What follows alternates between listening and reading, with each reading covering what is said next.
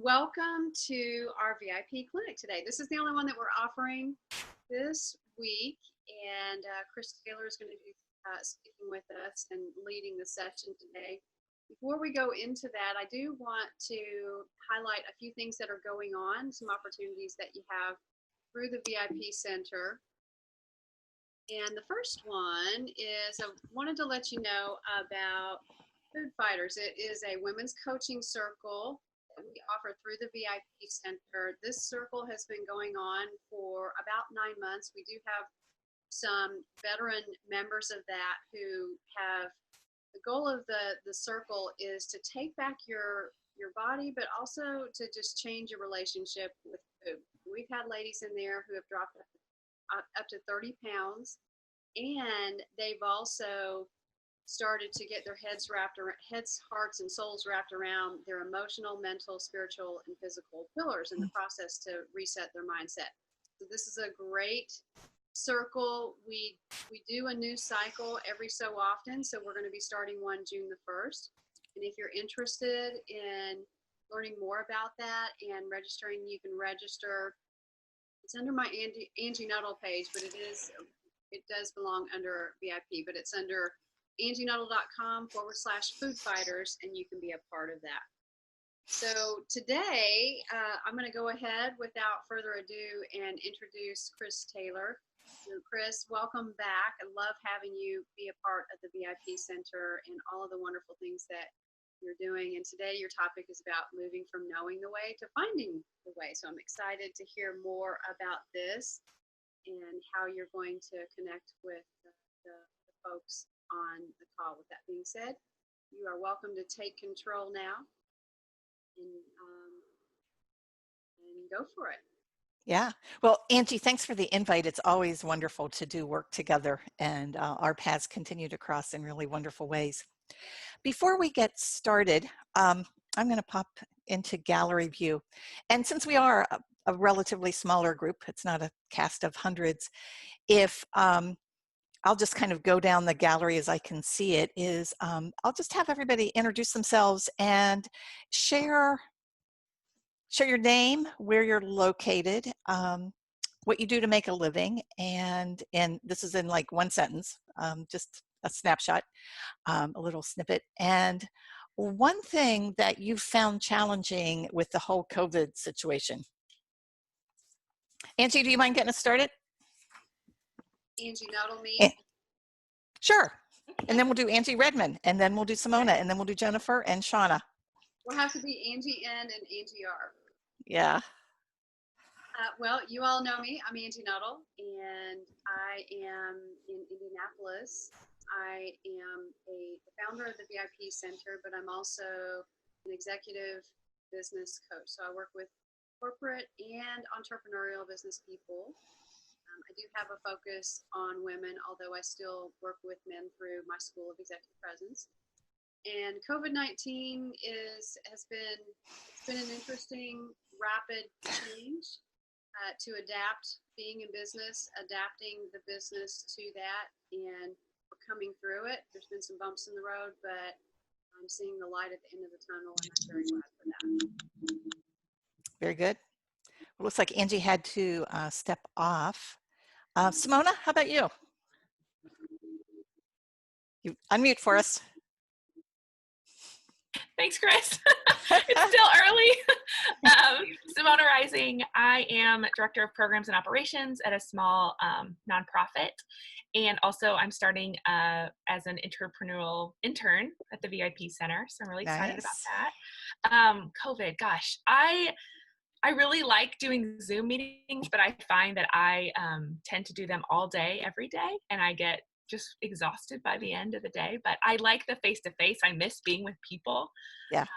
And so, yeah, that's been a little bit of a challenge, balancing that, I think, for me.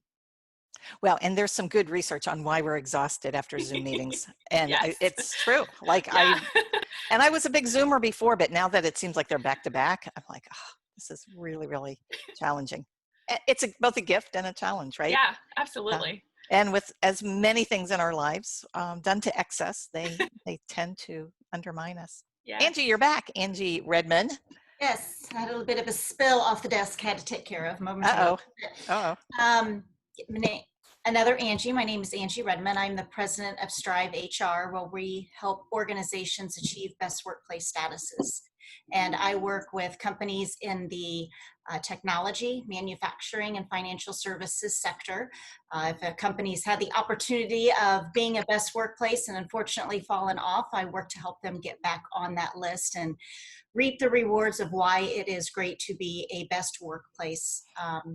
I do live in New Pal. For those of you near Indianapolis, if you're not familiar, it's kind of southeast of Indianapolis, so real close to Angie Nettle, at least not too far from her. As far as the COVID impact, I mean, we are personally in the middle of a move and having 2 teenagers at home. So if you could see the room I'm in, I can barely see the window because there's boxes on the other side of my computer.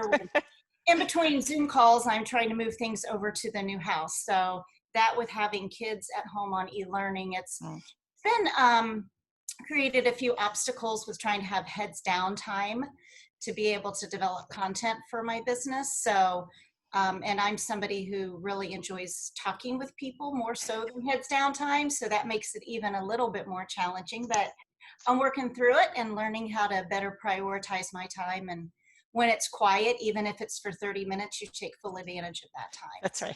Jump right in. Yep. Jennifer, could you take a minute and introduce yourself? Sure. My name is Jennifer Baker, and I own a company called Wellness Events. We manage on-site health and wellness fairs for employers.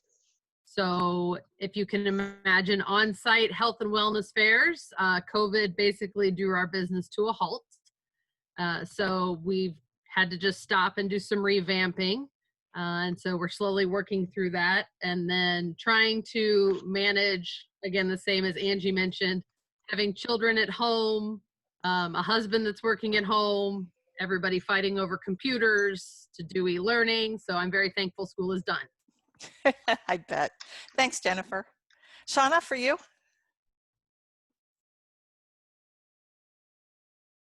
And so for me, my name is Shauna Bruce. I live in Indianapolis. I'm literally a rock's throw from the VIP Center, which is very beneficial. Unfortunately, COVID and my own self getting in my own way. I'm not there as much as I'd like to be. But what I do for a living is I am a lead in for LCP transportation. LCP is for Indiana Medicaid members, and so I am over the floor of the call center. What I have found most challenging is we are really impacted by COVID-19. We've had to adjust in our company greatly and tremendously with new processes on how to assist our members that are MHS or CARE I can only imagine. members. They have COVID, trying rather. And then, I'm new to being, in leadership. I've been in management before, but there is definitely a difference between being a boss and being a leader. And so I'm learning that. And so what I found even more challenging is I am, coaching and directing and leading my team of 11 from home. And so I'm learning how to do, meetings on Teams and, using virtual huddle boards and things like that. And so this was a great opportunity. What the VIP Center offers for women who are into entrepreneurship and leadership. This is a great way for, us to learn things. And I'm grateful for this opportunity. So thank you, Kris, and thank you, Angie, for this minute. You're welcome. It is our pleasure. Samantha, tell us a bit about yourself. if I can find the unmute button. Yeah. And here's a little Zoom trick. If you're on a laptop or I think it works on a laptop, and you just press the space button down, it's like a walkie-talkie. Like you press it down and you can talk. And then when you lift it up, you're muted again. That's awesome. I will have to remember that because I'm Yeah, on that's a Zoom great tip. all day long. I know. So it's like a walkie-talkie. Press on the space bar. Perfect. So my name is Samantha. I am from Hershey, Pennsylvania, quote unquote, sweetest place on earth. My role right now is, so my title is a senior systems analyst, but my role is actually that of a product owner. And so I have a team of 6 developers that work on all of the websites for Penn State Health, the Penn State Health campus now. I keep wanting to say Hershey Medical Center, but we're no longer the medical center. We are now a health system. COVID impact, as of March 16th, we were mandated to work from home. And that is to be going for indefinite. In fact, I've even heard rumors now that they're looking to cut down on buildings and such. So it's quite possible that this will be our new normal. So I am now tasked with working with my business partners via Zoom, which most of them don't turn on the video, which I find very unhelpful because I can't read a room just by a voice. And, you know, then I have to translate business requests into the technical speak. So I know exactly what I can tell my developers, exactly what I need them to develop. Otherwise, they develop what they want to develop. You know, they like the bright, shiny objects, but we all do. So I have found, you know, I did Zoom a lot anyway. That wasn't a problem. But I have found that the isolation of being at home with 3 children doing 3 different sets of online learning and 3 different schedules, and then online activity schedules on top of that.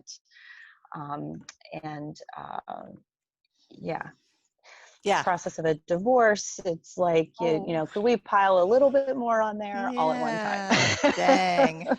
Dang. Yeah, that's a lot. That's a lot. Well, thanks to everybody for introducing themselves. I am going to share my screen, my messy screen typically. Let me find the right place. And tell me when you can, we all good? Can people see it? Yes, ma'am. Okay, very good. So the way that I'd like to structure our time together today is I'd like to share with you some ideas or some concepts or some prompts about this notion of being a leader in turbulent times, being a leader when we're in uncharted territory, and then open it back up for discussion. So we'll kind of bounce between me talking and you sharing. So a little bit of background is, we've already done this. We didn't have to use the chat box because there were enough of us. We could see our voices, see our faces, hear our voices. So that was good. But just a little bit of background about myself. In 2004, I started consulting. My consulting firm is Evergreen Leadership, and we do work. We partner with organizations that really want to help their leaders learn how to develop the skills that are really necessary in today's time. Things like collaboration and adaptability and agility and empowering employees rather than relying on command and control. So I do that. I have a couple other business ventures. I'm an entrepreneur at heart. But back in 2014, I wrote a book called The Leader's Guide to Turbulent Times. And it really encompasses my thought about how today's world is changing and changing quickly, and how that's shaping the face of leadership and how we need to show up to lead effectively. And so when COVID hit, I pulled out the book again and I thought, when I wrote this book in 2014, I was really describing more the environment that was very fast changing based on technology, based on globalization, based on rapid increase in knowledge, and just lots of things were shaping the world we were in and doing business in. But there was nothing like a global pandemic, and that seems to have been like a change that was higher velocity change than I had ever anticipated.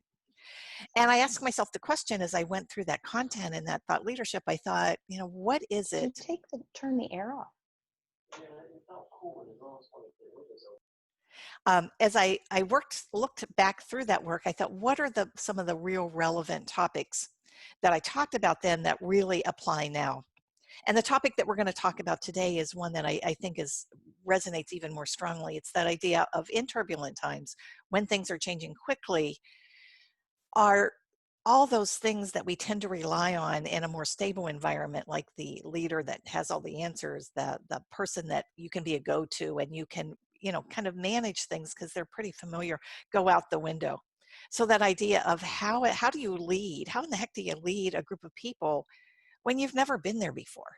We've never experienced a global pandemic. We've never had these challenges and tests in our economy. We've never had to radically rethink our business model because now we can't do live events. We've never had to do our work and at the same time homeschool children and deal with spouses and moves and divorces and all those kinds of things. So what I'm going to share with you today are some thoughts on that notion of how is it that as a leader, you move out of the leadership position of knowing the way to finding the way. So with that, one of the critical concepts here is differentiating between problem solving and creating. So I'm going to spend the beginning of our time together and talk about when we problem solve and when we create and how they're different and how you might leverage those in turbulent times. And then we're going to segue into some of the beliefs we may carry around in our head about leadership and the beliefs especially that may be self-defeating, that may get in our way, and how we might reshape some of those beliefs to be a better leader in these times. Throughout the whole presentation, throughout our whole time together, I'm going to ask you some questions and ask you to share some ideas. And when I say share wisdom, I truly mean that. I'm by no means the smartest person on this call. I'm by no means the only person that has any answers or insights or thoughts. And then toward the end, I'd like to take just a few minutes of your time and share some of the things we're doing at Evergreen Leadership that you might be interested in. So asking folks to contribute and participate. I know you may not know other people on this call, or this may not be the safest place, but if you could be honest about what you're experiencing, if you can put your video on, that's always helpful.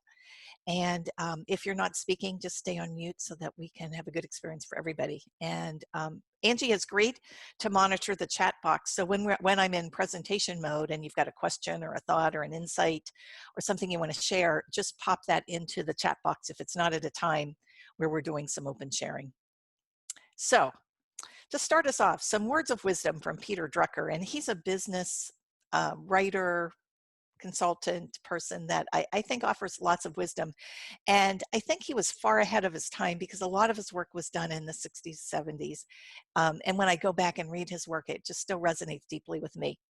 But his thought is that the greatest danger in times of turbulence is not the turbulence, it's when we act with yesterday's logic. So that applying old models, old systems, old thinking to a brand new situation. And I think there's some deep wisdom in that, is we tend to want to go back to where we were or to have that comfort of what we already know or what worked in the past. And when things are as turbulent as they are right now, I'm not certain that serves us very well. So in the chat box, well, actually, I'm going to skip this because in the check-in, I already built this in, but you already listed some of the pressures you've put on yourself as a leader. I've got to figure out a new way to do business when we can no longer do live events. I've got to figure out a way to make a move happen in the middle of all this. I've got to figure out a way not only to keep kids entertained, but homeschooled. I've got to figure out how to change our processes from ship to stern, right? So you've already listed lots of those. And my question to you, just to self-reflect for a minute, is to what extent have you let your expectations for your performance in this turbulent time to do all those things kind of get into the danger zone? Are you still showing up as a leader that you think has to have all the answers, that has to make all the moving parts move? So just ask yourself, of all those pressures you put on yourself, are there any that are tilting into that overload place? Just a little bit of something to ruminate on. So clearly there is a challenge of leading when we don't know the way. I mean, leading when you have all the answers, leading when you're just implementing the processes that are just ironed out, run as smooth as silk, that's still got challenges, but it's way easier than leading when you don't know the way. And in turbulent times, I use this metaphor a lot of you're really trying to traverse this path in deep fog, right? You can't see very far ahead of you.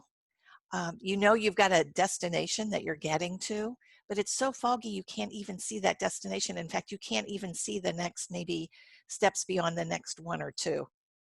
And the challenge in dealing in the fog, and if you think about any time you've either walked or driven in a fog, is you have to mentally keep in mind where you are headed. You know, what is that end destination? And at the same time, concentrate your focus really on those next few steps, those things that you can see clearly.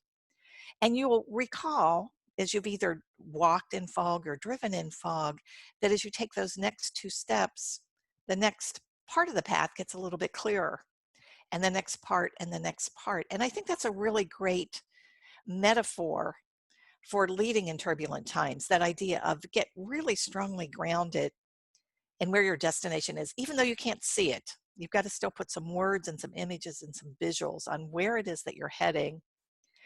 Even though you can't see it, even though you don't know the way to get there, even though you're not sure if this path is straight or curvy or up and down or hilly, is you just have to start to walk into it and trust. You know, it's almost when you're moving forward in a car in the fog, you almost have to just trust that if you keep moving slowly, but keep moving forward, that you'll start to see the path in front of you. So I think that's just such an apt description of just, you know, envision the end state, keep focused on that. At the same time, even though you can't see it, just keep taking small steps forward. The Drucker comment pulls us into this idea of how drawn we can be to the past, to past solutions, to past ways of doing things. And I think when we get into relying heavily on what's worked in the past, we're really in problem-solving mode. And in our civilization, and especially our Western culture, we are really good problem solvers. When you go to school, they teach you a lot about troubleshooting, problem solving, 5-step problem solving methods, how to get to root cause analysis, how to analyze situations, how to problem solve. And I will share with you, there is absolutely nothing wrong with that skill. However, I will say that we are so heavily leaned in to having a problem solving perspective. You know, sometimes as managers and leaders, we're always scanning for where the problem is and then jumping in immediately to fix it. There's some problems when that isn't balanced. And when we're in problem-solving mode, we start to do this Peter Drucker thing that he admonished us against, right? As we have the same old thinking and we start to get the same old results. So it gets to be a circular motion down. So the problem with problem solving, again, problem solving is really good, and I'm going to share with you the times you use it, is it's backward looking, right? It's saying, this wasn't working in the past, you know, this isn't working right now. What did we do in the past, and how do we bring that solution forward?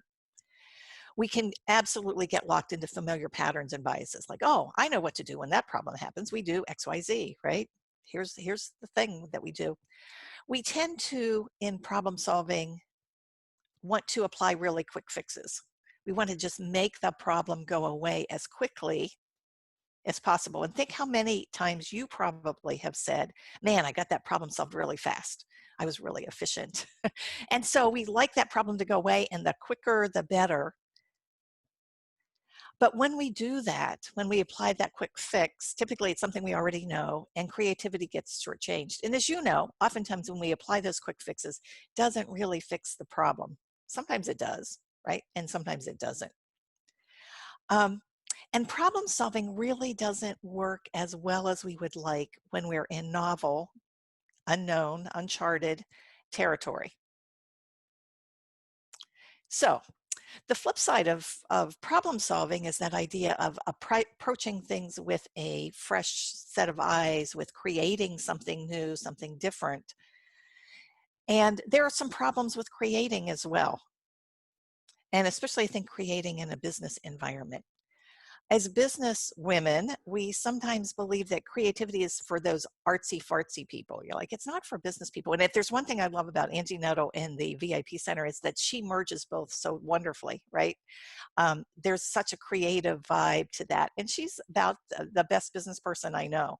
So she's broken through this idea that, that creative stuff, let those painters and artists and writers and sculptors do that, and musicians. We're business people, right? We don't want anything to do with that stuff. As a result, we don't, as business women, often understand the creative process, and instead we want quick solutions. Creativity is not quick. Creative solutions take time. They're messy. And I know that, as I got my MBA, as I've read tons of business books, as I get immersed in upping my business skills, there's very little teaching business leaders about the creative process and how to apply it to business. So it's uncharted territory.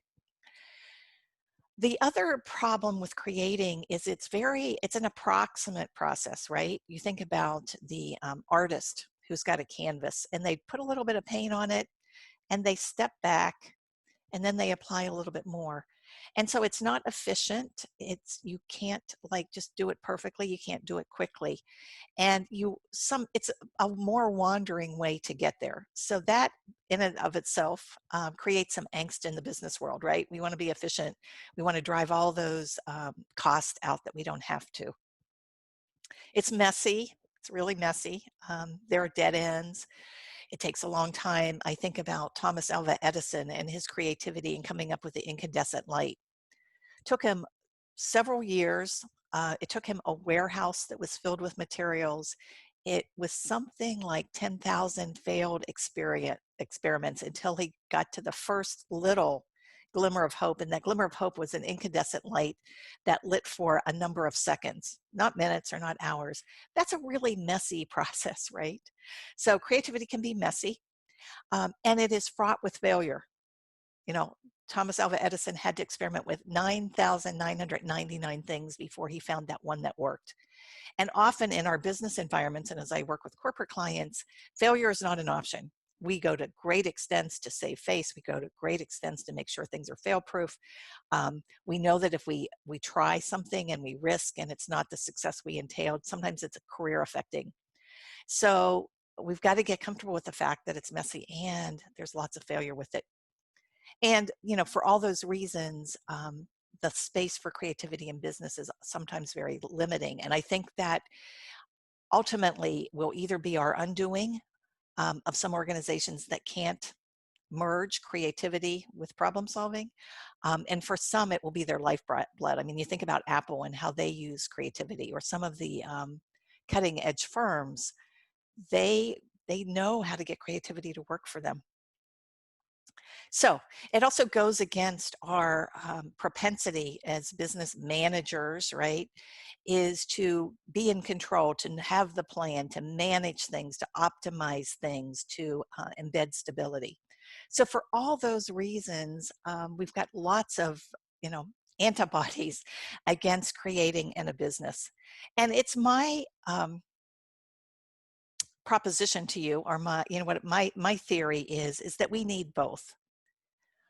Creating has its benefits and it has its drawbacks. Problem solving absolutely is critical in a business environment. It also has its drawback. The thing that I think is imperative for us in turbulent times is to understand when the situation that we're in calls for creating, calls for creativity, calls for being a little bit messier, calls for trying new things, calls for being willing to take a risk and seeing if something works. So here's my quick list of how you might differentiate when you should say, hey, we should apply that 5-step problem solving method and just have at it, versus when you say, hey, let's step back and apply some fresh thinking about this. You absolutely problem solve when you know the solution, right? It's been there before, you troubleshoot it. If you know the solution, you should problem solve all day long. But when it's something new, you need to move into creative space. If your business model, if the process that you're working on really works and it serves you well, but you've had a hiccup, right? You've had an increase in demand and you've got to just figure out how to get through this hiccup, then problem solve it out, right? But if your core business, if your core process absolutely no longer fits the current environment, you've got to be creative about it. So you think about, we do live events.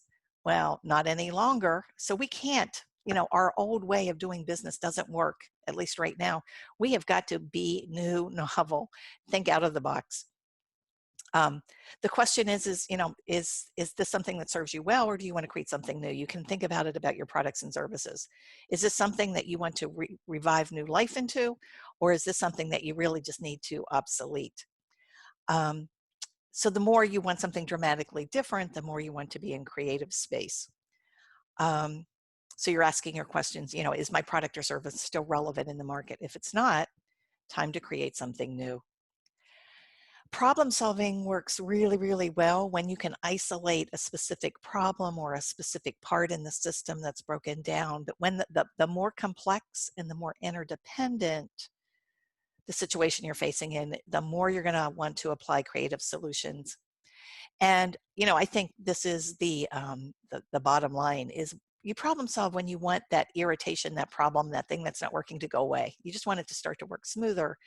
You create when you realize that fundamentally you've got to bring something new into being. So here's the deal is I've painted them as black and white, yes and no, on, off, like we're either in problem solving mode or we're in creativity mode. I did that to help you start to see some of the differentiators, to help you see some of the ways in which they are different, but they're really just tightly entwined. It is always typically creative solutions that help us solve problems, right? So there's always that place, even in 5-step problem solving methods, there's always a place where we say, hey, brainstorm some possible solutions. However, we give them short shrift, but creativity is always a part of problem solving. And once you're in creative solutions and you're envisioning, you're creating, I can tell you there are going to be 1,000 problems that you come against. And so as you move from ideation into creation to execution, you've got to be a good problem solver. And to my first point is that problem solving always involves an element of creativity. And, the bigger the problem, the more complicated the problem, the more creative you need to be. However, sometimes we don't just allow enough space for it. So my question to you, and this is where I'm going to stop sharing for a moment and we'll go back into gallery. Well, we won't have to, is just if a couple people wouldn't mind talking into what are you facing right now in your business, in your career, that is going to require more creativity than and less problem solving. So no particular order, if just 2 or 3 people want to speak into that, I'd love to hear what you're facing.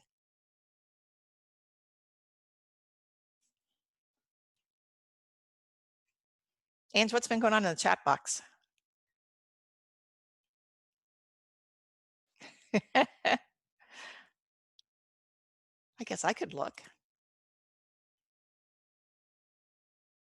The quick fix, locking in the familiar. Very cool.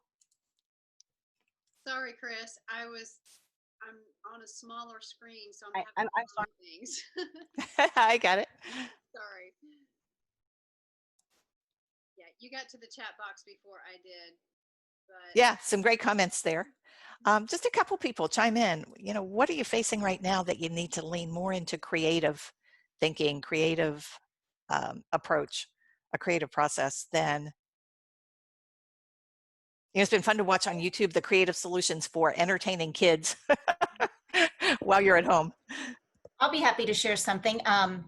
I am launching a new program this fall, and with that is going to come a strong necessity for getting my word out and doing marketing and sales, which is, it's taking me a little bit out of my comfort zone. I rely very heavily on referrals and networking, so reaching out to the great yonder and not knowing what's going to happen when you put that out there, it's a little intimidating, I'll admit that.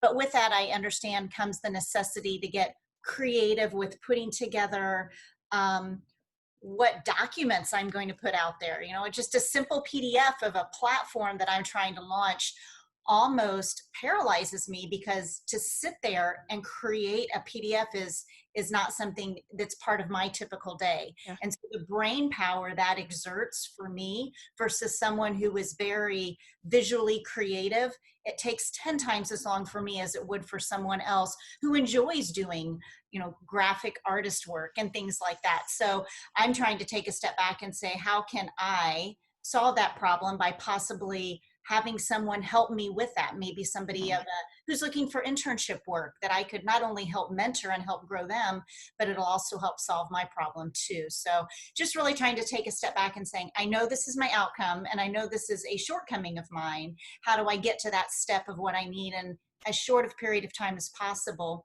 and be able to convey what's in my brain with someone else's talents to produce whatever document it is that I'm trying to do. So it's just the execution ends up being more of a problem for me versus the creativity. Well, and that's a perfect example of this metaphor of the fog. Like, you are very clear about what you want to bring into this world in the fall.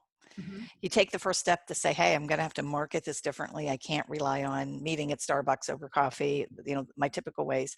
You have to reach people in a different way. That involves some graphic art. So step, step, step. And then you go, oh, shoot, I don't really like this very much. So then the next problem is like, well, how could I work with somebody else to do that? Right. And then you will. And then it's now, how do I get this message out? But it's that idea of just things unveil themselves step at a time. And there are always those insights that you know, I've learned a ton about myself in this time of, as I've pivoted some business offerings, is that yin and the yang of pulling me back. You know, I have the strong propensity to do business the way I like to do business, but now that doesn't work. Yeah, Kris, I'll jump in because this is all very relevant to me, even just with I the know for myself, I'm really creative. And so what our end result with the call center, what I'm trying to do is get my CSRs to, you know, follow through with the processes. And I have had to move into creative ways in how to deliver the message, because not everybody reads and comprehends and retains. Some people are visual learners.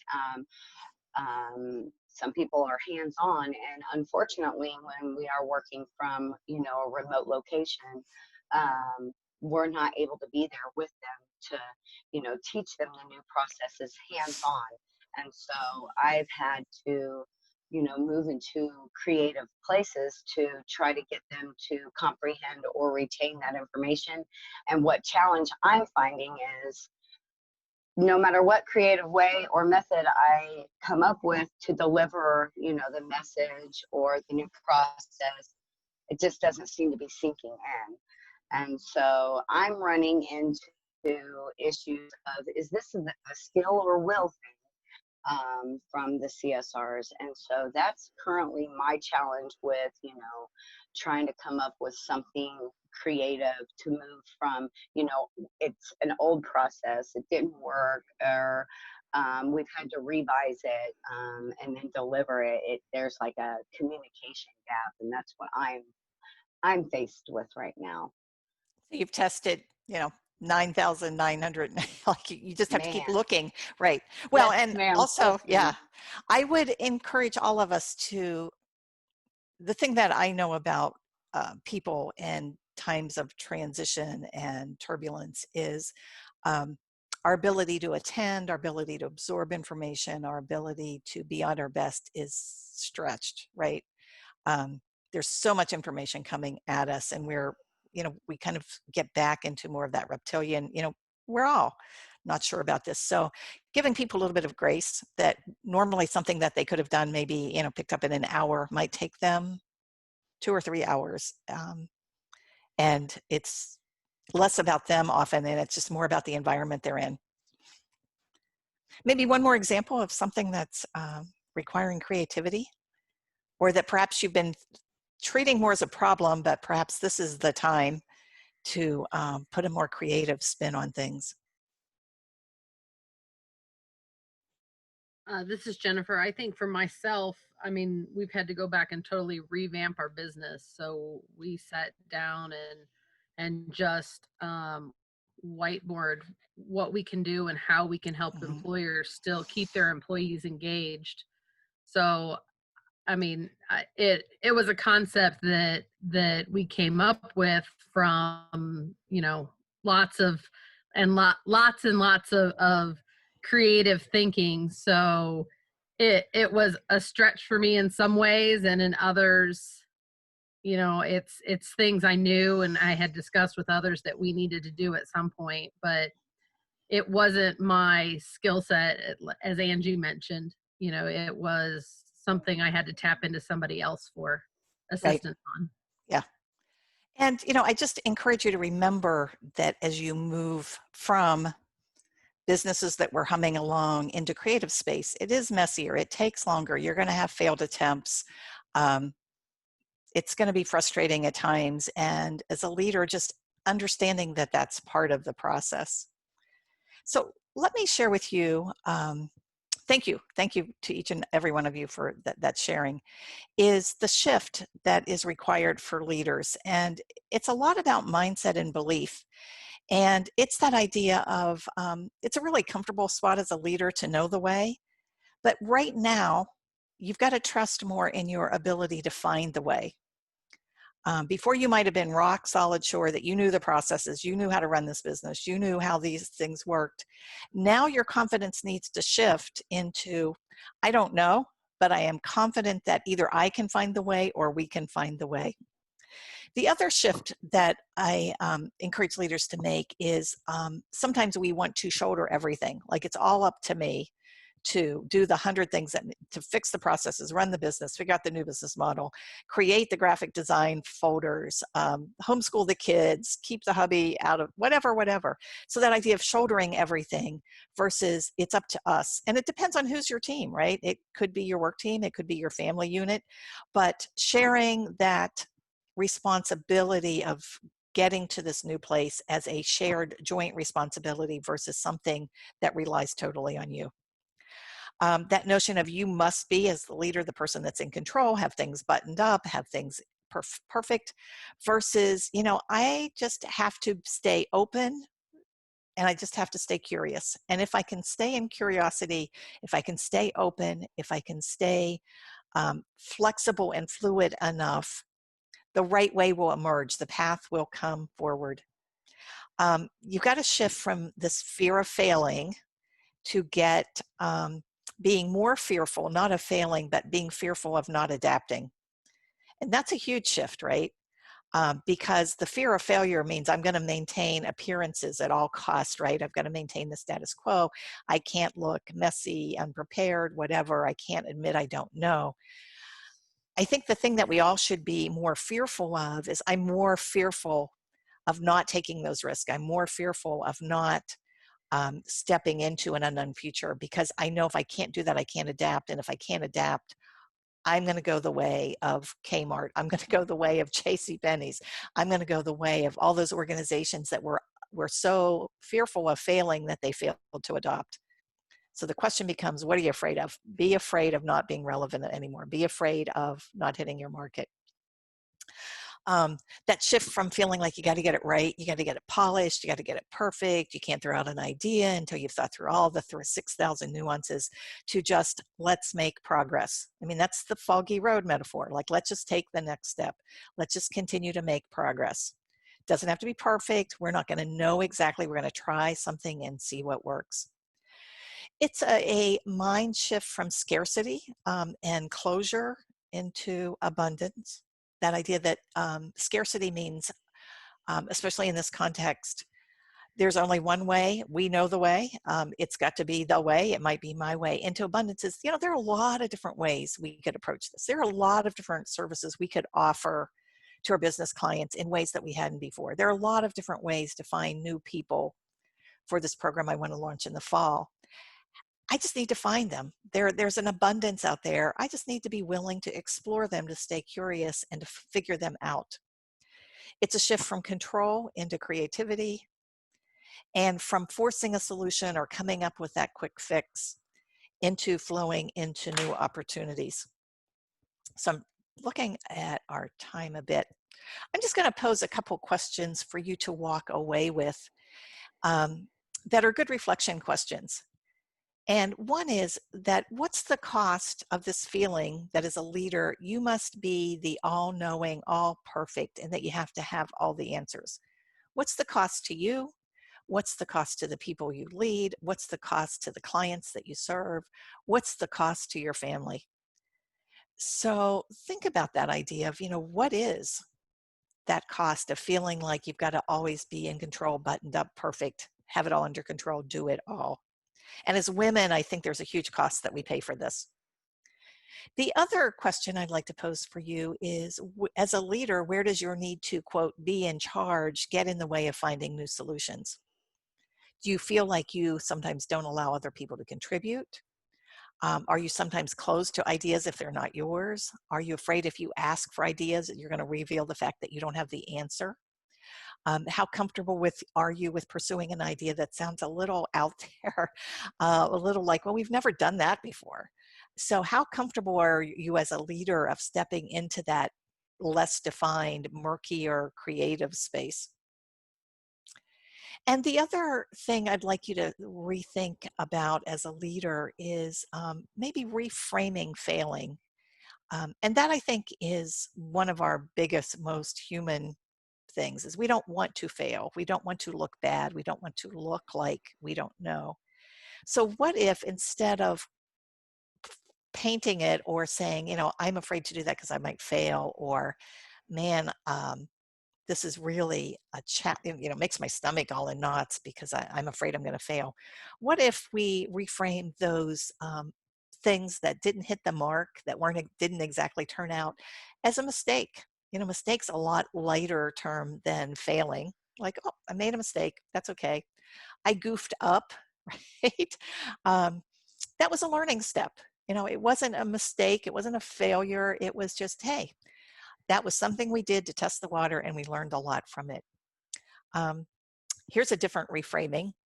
What if you, instead of, when you take those steps out there and you find the 3 things that didn't work, what if you say, hey, that was a really courageous thing for me to do, to try this new thing that was unproven? What if you framed it as, that was a good run at it. It was directionally correct, but it wasn't quite right, but we learned a lot. Again, what if you framed that notion of stepping out, trying something new, as courageous, a way to get you to partial progress, a way to test new solutions, a way to experiment?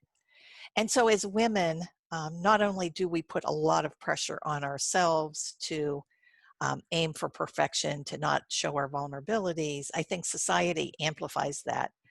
So that idea of reframing those steps we take when we're in creative space, when we're in a situation where we don't know the way and we've got to find the way, as any one of these are healthier than beating ourselves up for failing.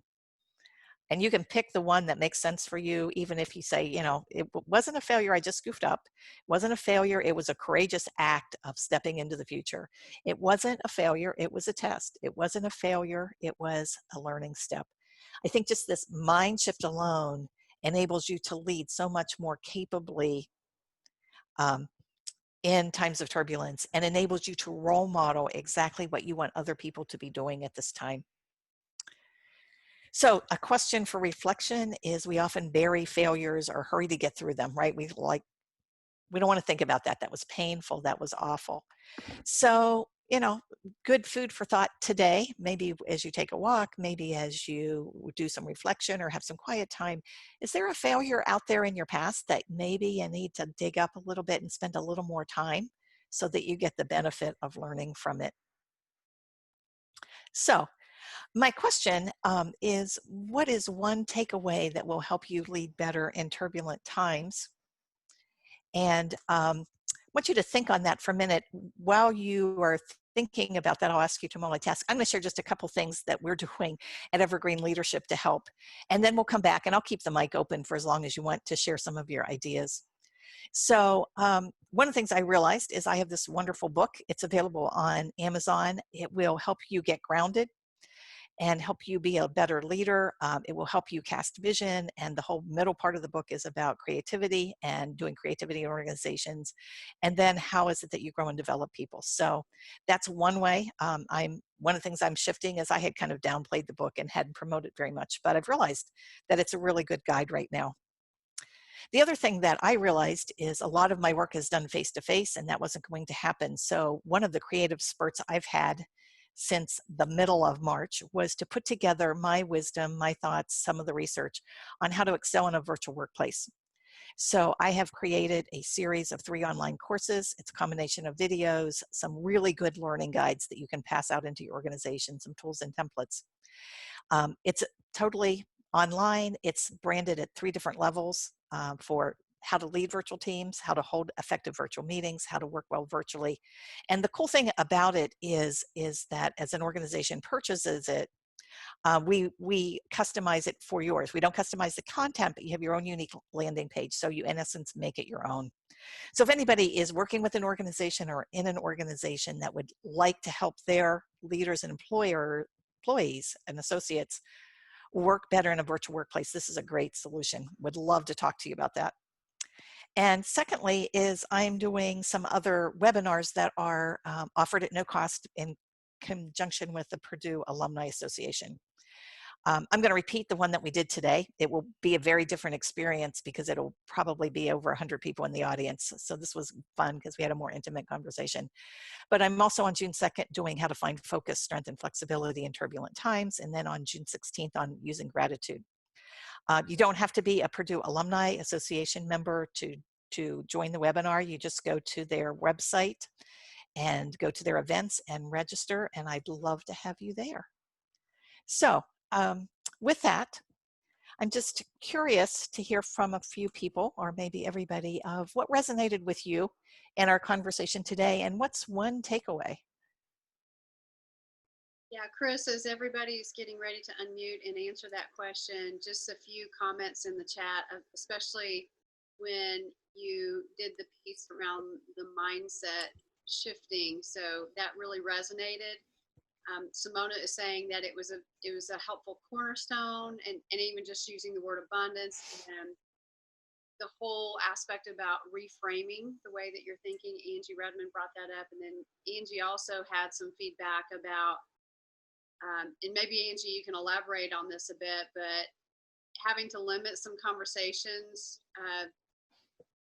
when Kris was talking about that, because they can be exhausting and a demotivator. And what else? Angie also just said that she's really focused on the shift that you were talking about during that slide. And words are very powerful, and the ones that we choose to use during this time is very important. Absolutely. Yeah, if there's any one thing that I think changes your leadership dramatically to the up is that shift, that mindset shift, the choosing of the words we use or the core way we look at things. Absolutely, positively.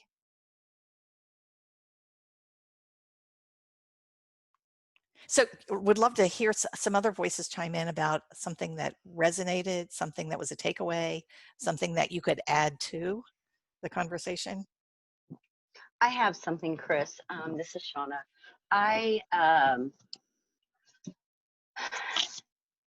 also identify with that what resonated, and I'm not even sure why it didn't dawn on me until now that, to limit my conversations and be mindful of the words that I'm using. And while you were were speaking, I was reflecting on all of the conversations and the collaborations between the leadership. And it's very funny, today I have a teach back, and as part of leadership. And so I am going to bring that to the forefront of the leadership team that I work with's mind, because we've been focusing basically on the problems, and we're trying to move into the solutions creatively. But as I said, we've done it numerous different ways. It's not sinking in. And so we're becoming frustrated. But I feel like maybe it's because we have that same mindset, is just keep running around in a circle in our mind. And if we become more mindful of the words that we're using, limiting our conversations, and move into the solution a little more in a healthy way, maybe that might help us. That's Yeah, I think there's some great prompts you can move into that discussion with, like, if we were starting with nothing, just a white canvas, what would be our hope for this process, or this, fill in the blank, process, service, product? If we were just starting with nothing, what would we want to create? Or if we could suspend disbelief, right? If we just, weren't very practical, we didn't have to worry about anything else, what would ideal, like what would really, really good look like? Or, always helpful too to ask the question of, what does it look like from the consumer point of view, or your client's point of view, or your customer point of view? Is what would they like?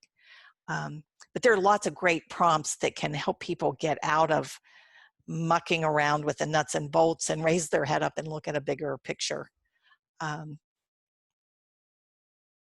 If we were absolutely positively, if we had unlimited resources, what would we do? And then you can back into that, right? Well, we can't do all of that, but we could do this piece, and that would be a quantum leap forward.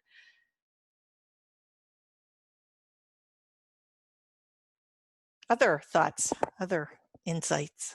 Kris, just letting you know that Jennifer has to jump off, but Sure. a good point that I wanted to make sure. Those webinars and the information that you sent, if you could send that over to me, I'll put that on our VIP page. Excellent. On Facebook, so that more people can have access to that.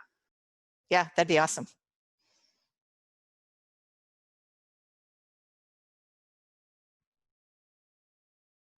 Kris, I really liked how you were talking about the vulnerability that leaders are facing right now, and being willing to say that they don't know it all. And I mean, they're hired and they're brought into that organization to do what they do best. And they're probably, like the rest of everyone right now, having to do things that didn't fall in what their typical day looks like. Oh, yeah. And so being willing to take a step back and say, this is my strength and this is what I'm going to focus on, and learning more about the strengths of the people on their team, and just giving them an opportunity to shine right now and develop skills that maybe they didn't have a chance to execute before. You never know what's going to be an outcome out of that. Yeah, there are, some strong statements leaders can make, like, this is new for everybody, including me. We are going to have to work this way, through this together. I'm curious to hear what everyone would have to contribute. Or this is an opportunity for people to show up in different ways. How might you show up to help us? What do we need to do to get through this together? Yeah, and I think, again, that shift from having to be the person that has all the answers and just has the master plan and everybody, orchestrates all that, to that idea of pathfinding, right? And encouraging people and helping people share the load is important. And you can still be extraordinarily confident in your ability to find the way to engage other people to help you. It's a different level of confidence to know, no matter what life throws at you, you're going to be fine. I mean, Angie Nuttall, you had that in spades, right? How many times have you been in situations where life just handed you a big old mess, but you're confident you're going to find your way through it and come out at the end better, right? That's true. This is so timely, your whole session here. And that really is true. I mean, even now, for me, the creativity is the easy part, for me. It's just about bringing it all in, reining it all in and saying, okay, I'm only going to focus on this, because creativity can cause you to focus on a lot of different things. But with COVID-19 coming on the scene, we can very easily get burnt out and have that sense of overwhelm. And especially if if we are the ones who think we have to be the super women with a cape, well, our capes are kind of tattered and torn right now. Right. But it's a great opportunity to turn around and reframe everything and say, okay, what is it that I really need to do? What really is the most valuable thing, and how can I bring my best self forward and not have to be perfect at the same time? So I love everything that you're saying. It's perfect. That in itself is perfect. Well, and one of my hopes is, I'm quite serious when I say business people really need to know the creative process. And one of the misconceptions is that it's all about just generating these brilliant ideas. Well, every person on this call that's created something and brought it into being know that that's only step one, right? And it's a slog. It's a lot of hard work sorting out of all those creative ideas, which ones you're going to kill and which ones you're going to move forward. It's a lot of hard work to bring them into execution. It's a lot of hard work to get them actually implemented. So the creative process is hard. And while I love the ideation part of it, that's great fun. But the hard work of it is, if you really want your creation to be something, you're Thomas Alva Edison spending a year of your life finding out all the stuff that doesn't work. So I get concerned that we equate creativity with just that initial ideation piece, and it's really a longer process. And it takes a lot of discipline. I think business people would be informed and surprised at the amount of dedication and stick-to-itiveness and persistence that true artists have. They just think it happens, like that is burst of insight and it just happens. And creative people know that is not the case. Hey, Kris, we've got ladies having to jump off. So okay. Just wanted to let you know that, and my battery's about to die. Okay, well, it is time to leave then. All right. Thanks for this opportunity, Angie. Good to see you, Angie Nuttall. Samantha, good to see you and meet you. Thank you so much. Thank you. Enjoyed it. Thank you, everyone.